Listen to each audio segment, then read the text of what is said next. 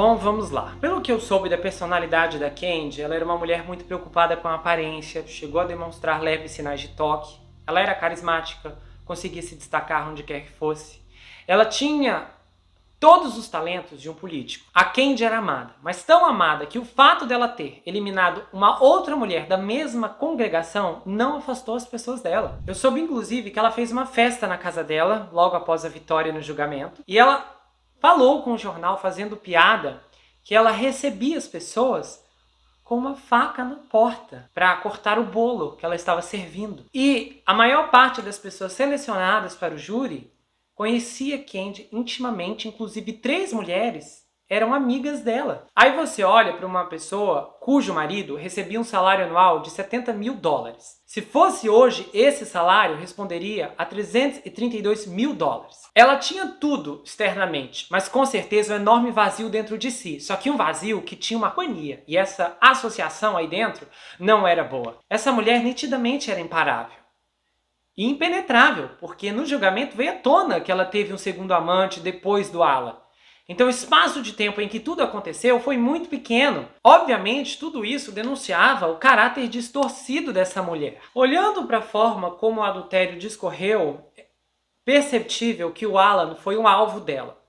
Uma das raízes da personalidade da Candy era o controle. Então o fato do Alan ter assumido o controle e finalizado o caso não deve ter sido bem aceito aqui dentro. Essa história é uma prova de como o adultério é um abismo que chama outro abismo. A culpa do Alan pelo que aconteceu com a esposa é muito grande.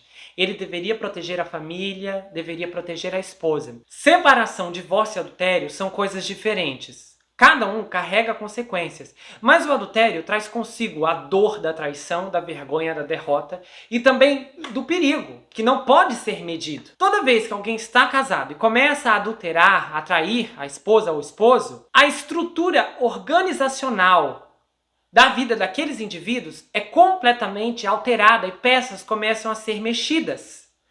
Você pode analisar todas as histórias de adultério que você tiver conhecimento, na sua parentela ou em pessoas da sua vizinhança, pessoas que já passaram pela sua vida. Toda vez que alguém começa a adulterar, coisas na vida daquela família, cujo alguém está traindo a esposa ou o esposo, começam a acontecer. Coisas ruins. O adultério, ele é uma porta que flui como um imã, atraindo tudo de errado e tudo de ruim. Muitos relatos que eu encontro em sessões de terapia, muitas vezes, as piores coisas externas que aconteceram com os filhos, às vezes foram abusados, estuprados por alguém de fora. Tudo isso acontecia enquanto um dos pais estava traindo o outro. Porque na traição, no adultério, você perde o foco. A sua atenção passa a ser da amante ou do amante. Então, a visão ela fica turvada, distorcida e há um encobrimento do que está rolando ao redor. É como se uma escuridão passasse a cobrir toda a área. E a amante, ela tem um poder de sugar. A amante, ela vem para exterminar a família, querendo ou não. Ai, mas a amante era boazinha. Não existe amante do bem. Amante é amante. Ai, mas o amante não queria destruir a família. As intenções do amante tanto importam. Quando você trai, ou quando você é amante, você está cometendo uma atrocidade. A sua intenção não altera os fatos que estão acontecendo em consequência dos seus próprios atos. Intenção não muda o curso da ação. A intenção, ela pode motivar uma ação, mas ela não impede as respostas daquele mover, daquele movimento. Eu posso fazer agora um bolo com a melhor das intenções. Posso tentar fazer um bolo. Mas se eu errar algo na receita, por mais que as minhas intenções fossem maravilhosas, aquele bolo vai terminar em desastre. Eu posso compartilhar o segredo de uma pessoa com outra pessoa na melhor das intenções. Mas essa quebra de confiança, de sigilo, pode destruir a vida deste indivíduo, porque esse indivíduo não era tão confiável quanto eu pensava que fosse. De pessoas cheias de boas intenções, o mundo está cheio. E olha onde nós estamos hoje. E uma coisa muito importante nessa história, que a gente teve a oportunidade de ver em detalhes como tudo aconteceu, é que o adultério começa no coração, na mente. Quando a Candy foi conversar com o Alan e ele disse, eu não sei se eu quero, ele estava dizendo, sim, eu quero. Eu só não tenho coragem ainda. Vamos continuar conversando para que eu fique mais à vontade e consiga realizar o ato em si. Os adúlteros sempre serão responsabilizados e às vezes até mais do que merecem. Os adúlteros são violadores de pacto. Quando duas pessoas se casam, elas fazem uma aliança. O adultério é uma agressão contra o outro e contra si mesmo. O alimento vem de fora para o corpo. O apetite sexual surge no corpo e o tem como único domínio. Sinônimos de adultério incluem termos como trapaça, infidelidade e manipulação. Porque o adúltero precisa manipular, mentir para a esposa, para o esposo. Ele precisa disfarçar o que está acontecendo.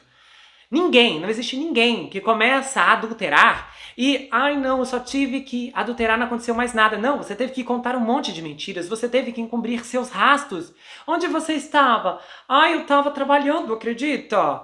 Olha, o trânsito. Mentira, a pessoa precisa mentir, ela precisa articular, ela precisa criar histórias. O adultério nunca atrai apenas o adultério em si. Há uma série de outras ações que os adúlteros precisam exercer. Sabe o que muitas vezes pesa mais para os cônjuges quando um adultério vem à tona?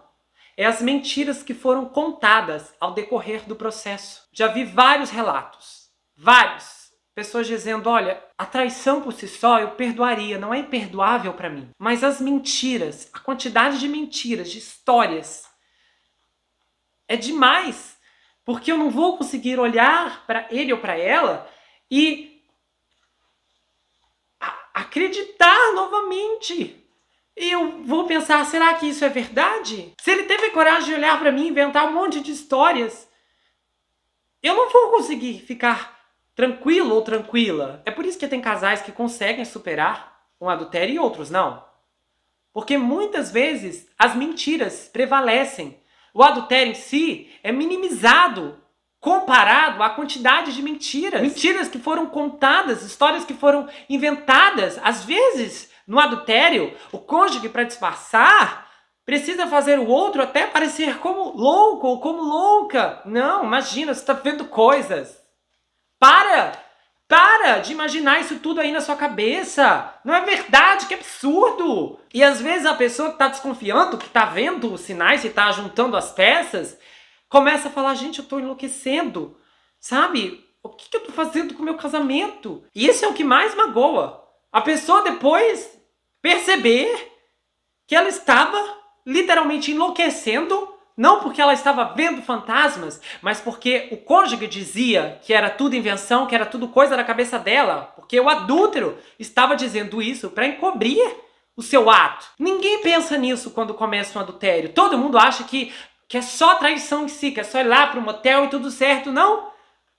Quando você sai, pode até ser no primeiro encontro, mas no segundo, terceiro, quarto, quinto, você vai ter que inventar justificativas, desculpas, para dizer onde você foi, para dizer onde você vai, aquele dinheiro, porque no adultério, o adultério custa, não existe adultério sem gastos. Isso é um roubo, porque você está tirando da sua família para investir numa amante. Isso aqui atrai consequências que vocês não têm noção.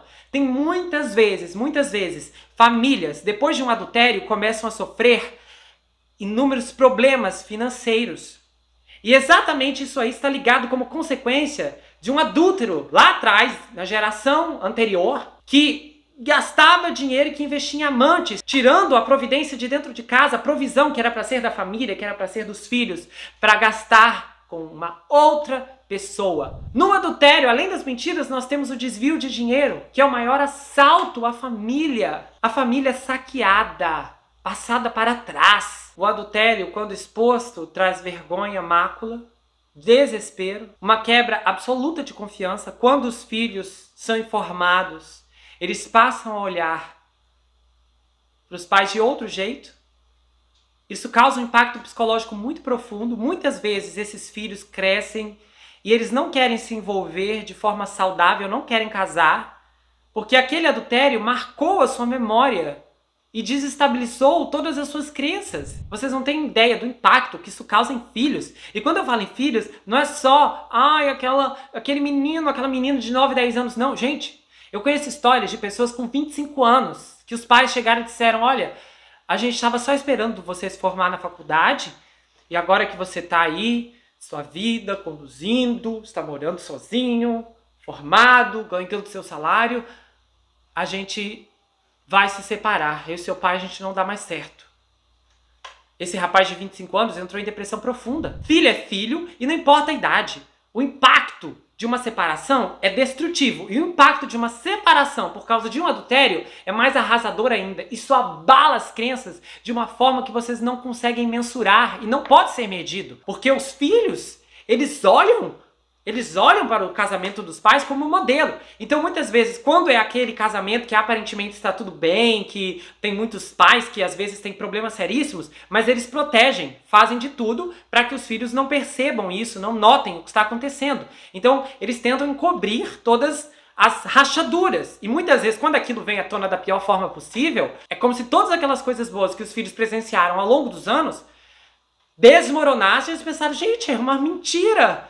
E eles carregam isso para a vida adulta. Não quero me envolver, não quero me machucar. Por quê? Porque a separação dos pais, e muitas vezes fruto de adultério, causou uma dor muito profunda. O indivíduo cresceu, está com 20, 30, 40, 50 anos, mas ele ainda carrega a marca daquilo que aconteceu com seus pais. Não existe adultério perfeito e não existe adultério sem consequências. É lógico que existem muitas situações altamente controversas, situações em que muitas vezes o cônjuge para de trair antes de ser descoberto, e aqui a gente entra numa controvérsia muito complicada de como resolver isso, e muitas vezes quando eu sou solicitado como terapeuta nessas questões, as decisões que eu tomo são individuais e dependem de cada caso, porque aqui eu estou falando de toda uma estrutura familiar, e muitas vezes um dos cônjuges não tem nem estrutura para receber aquela informação, isso é muito complicado. Tem outras circunstâncias em que,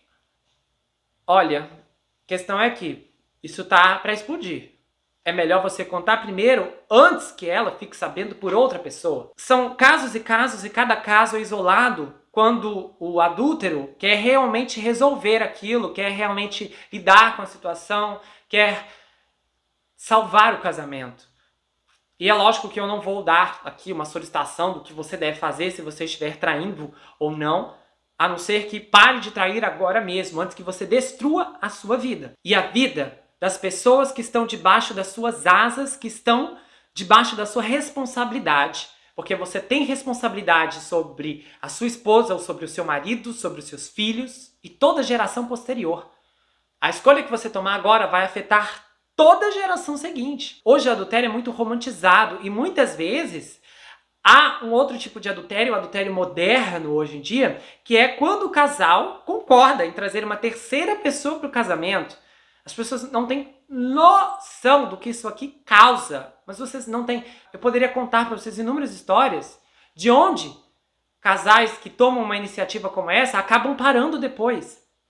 Mas o importante aqui é você se concentrar, é tomarmos uma visão integral da situação, que adultério não é lindo como é mostrado nos filmes, justificável, porque se o seu casamento não está dando certo por motivos extremos, porque hoje em dia também tem muita separação por bobagem, mas se você quer ter uma amante, então é melhor você falar, não, quer saber? Eu não vou ter amante, eu vou me separar. Aí você separa, se divorcia, você pode se envolver com quem você quiser, a vida é sua, mas o preço de um divórcio não é maior do que o preço de um adultério. E às vezes o preço do perdão é sempre mais alto do que o preço de uma separação, que pode resultar em reconciliação. Como eu disse, não é um campo fácil, não é um espaço onde eu possa te dar uma resposta pronta para dizer o que serve e o que não serve. Porque para cada situação existe uma estrutura diferente. Para cada lar, para cada família. Nada é igual. Agora, olhando para Candy, o ego dessa mulher é maior do que essa história toda. A maioria das mulheres tentaria se distanciar um pouco durante o caso ou depois, mas a Candy falou, não, vamos continuar como se nada errado estivesse acontecendo. Eu vou fingir ser amiga dela, eu vou trazer a filha dela para minha casa e deixa a vida me levar. As famílias ficaram convivendo, o que já é um absurdo. E eu vou ser franco aqui, eu não engulo essa experiência dissociativa que ela diz que teve. Não, desculpa, o psiquiatra, o médico, o hipnotizador, não sei das quantas. Não engulo, isso é demais. A quantidade de machadadas, ela tentou encobrir tudo depois. Aquela historinha de, eu estava no carro e perdi. Eu não acredito. Mas não teve furos no testemunho dela. Bom, não teve furos porque ela pode ter trocado os papéis. Aí realmente não tem furos mesmo. Pode ser que ela mesma tenha pego o machado e ela tentou fazer tudo aquilo que ela disse que a Beth fez. Então, se eu inverter os papéis, não vai ter furos mesmo na minha história. Porque todo o resto eu não estou inventando, aconteceu mesmo. Eu só mudei quem fez o quê. O júri provavelmente era composto por pessoas que estavam escondendo suas próprias indiscrições pessoais. Eles simplesmente não podiam condenar alguém de sua própria espécie. Um absurdo! Um desrespeito pela vida humana gigantesco e, é claro, uma estrutura de pensamentos que há anos privilegiou as mulheres no sistema de justiça. Tanto na vara da família, que nem quero falar nas histórias aqui, senão a gente começa a chorar, tanto também no sistema criminal.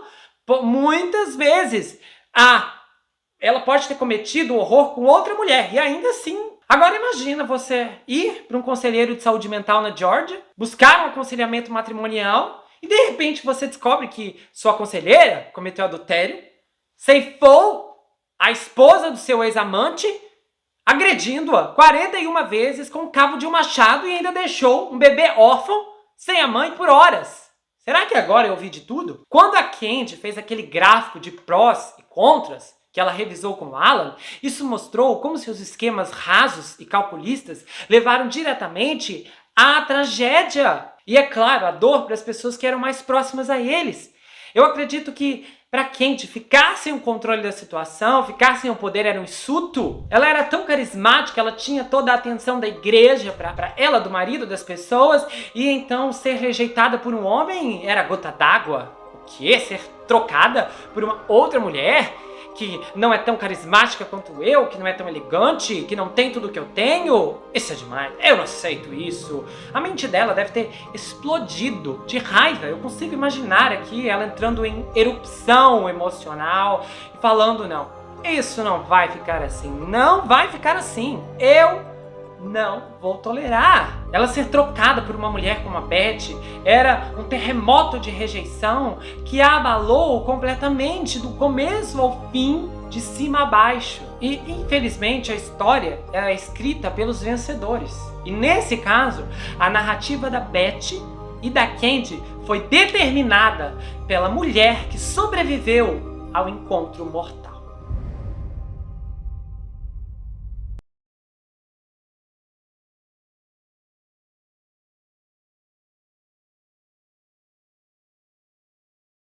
Bom, se você gostou desse vídeo, inscreva-se no canal, ativa o sininho, compartilha, dá o seu like e passe esse vídeo adiante. Se você quiser saber mais sobre mim, adquira meu livro Perfeito Estranho. Já está disponível no meu site, você pode falar comigo pelo Instagram. Ele conta a história de um rapaz chamado Jack Wilber que se vê preso em uma terrível maldição hereditária enquanto precisa enfrentar um serial killer que está escondido em sua própria casa. O livro tem mais reviravoltas do que você consegue imaginar e o envio acontece para qualquer lugar do Brasil, quase qualquer lugar do mundo também. Vai autografado se você quiser, com um kit de marcadores e um folder também. Você pode me seguir pelo Instagram, Gustavo N Psicanalista. Eu tenho um canal de cortes, onde as análises são recortadas e postadas por lá. E eu também tenho um grupo no Telegram, onde acontecem votações, bastidores e muita coisa exclusiva que vem à tona apenas por lá. A gente se vê no próximo caso e não esqueça que aqui você sempre vai ter um amigo. Até mais, pessoal!